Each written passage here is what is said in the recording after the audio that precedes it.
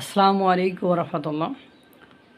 বাংলাদেশের সেনাপ্রধান ওয়াকারুজ্জামানকে নিয়ে বিতর্কের রেশ মোটে কাটেই না। একবার ব্যারিস্টার ফুয়াদ, একবার আসিফ মাহমুদ সজীব ভুঁইয়া, একবার হাসনাত আবদুল্লাহ, একবার তহিদি জনতা, বিভিন্ন লোক বিভিন্ন সময় সেনাপ্রধান ওয়াকারুজ্জামানের পেছনে লেগেই থাকে। সেনাপ্রধান ওয়াকারুজ্জামানও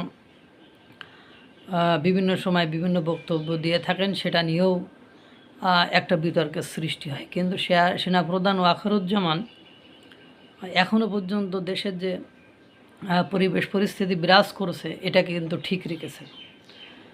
রিসেন্টলি সেনাপ্রধান ওয়াকারুজ্জামানের একটা বক্তব্যের কিছু পুলিশ প্রশাসনকে যে নির্দেশনা দিয়েছে সেটা প্রকাশিত হয়েছে, সত্য কিনা আমি জানি না, কিন্তু বিভিন্ন মিডিয়াতে এগুলো দেখাচ্ছে। আমি দেখলাম, যে আমি মানচিত্র থেকে দেখলাম, মঞ্জুরুল আলম পান্না স্যার উনি লিখছেন, আমি সেটা আপনাদেরকে পড়ে শোনাচ্ছি। এই নির্দেশনাগুলো অবশ্যই খুব ভালো। একটা দেশের স্বাধীনতা সার্বভৌমত্বের জন্য, একটা দেশের রাজনৈতিক স্থিতিশীলতা বজায় রাখার জন্য, একটা দেশের আইন শৃঙ্খলা ঠিক রাখার জন্য এই নির্দেশনার বিকল্প কোনো পথ আছে বলে আমার মনে হয় না। সেই নির্দেশনাগুলো কি আপনারা শুনলেও বলবেন না আসলে উনি খুব সুন্দর সুন্দর নির্দেশনা দিয়েছেন। এক, বিনা অপরাধে আর কারো বিরুদ্ধে মিথ্যা মামলা করা যাবে না। দুই, যদি রাজনৈতিক উদ্দেশ্যে মিথ্যা মামলা মনে হয় তাহলে ওই মামলা নেওয়া হবে না। দেখেন, অধিকাংশ বর্তমান সময়ে যে মামলাগুলো আছে রাজনৈতিক উদ্দেশ্যে মামলা, আওয়ামী লীগদের বিরুদ্ধে একাধিক মামলা, সে মামলাগুলোর কোনো ভিত্তি নেই। এমনও হয়েছে নিহত হয়েছে ঢাকার গাজীপুর আশুলিয়ার দিকে, মামলা হয়েছে ফরিদপুর মাদারীপুর ওই দিকের। এরপরে পুলিশসহ সকল আইন শৃঙ্খলা বাহিনী কারো আজ্ঞাবহ হবে না, তারা তাদের কাজ স্বাধীনভাবে পরিচালনা করবে। কত সুন্দর একটা কথা। পুলিশ কেন কোনো রাজনৈতিক দলের আজ্ঞাবহ হয়ে কাজ করবে? তারা স্বাধীনভাবে কাজ করবে, এটাই তো হওয়া উচিত।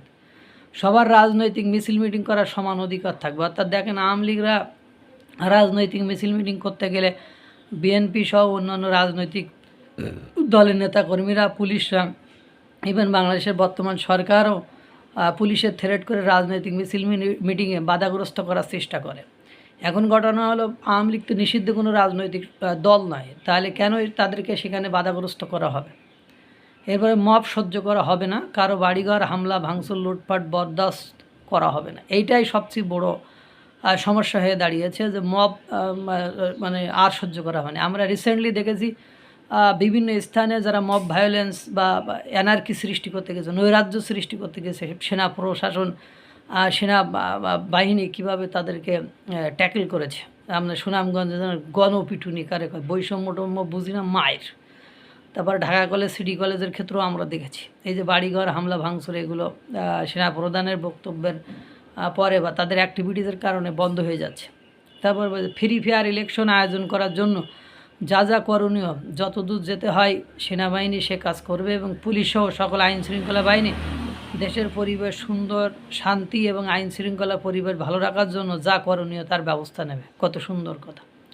সেনাপ্রধান এই কথাগুলো, বক্তব্যটা দিলে কত সুন্দর। আর এটা যদি হয়, এক্সিকিউট হয়, তাহলে বাংলাদেশের শান্তি ফিরে আসবে, বাংলাদেশ একটি সুন্দর রাষ্ট্রে পরিণত হবে। আর এটা যদি সম্ভব না হয়, তাহলে এই যে ভয়ে ভয়ে থাকা, তিরাসে থাকা, এই যে অ্যানার্কি সৃষ্টি হওয়া, আইন আদালত কোর্ট কাছারি কোনো জায়গায় শান্তিতে না থাকার, এটা কিন্তু সমাধান হবে না। সেনাবাহিনী প্রধানকে ধন্যবাদ এরকম একটা পদক্ষেপ নেওয়ার জন্য। আল্লাহ তাআলা সকলকে ভালো রাখুক, সুস্থ রাখুক। আসসালামু আলাইকুম রহমতুল্লাহ।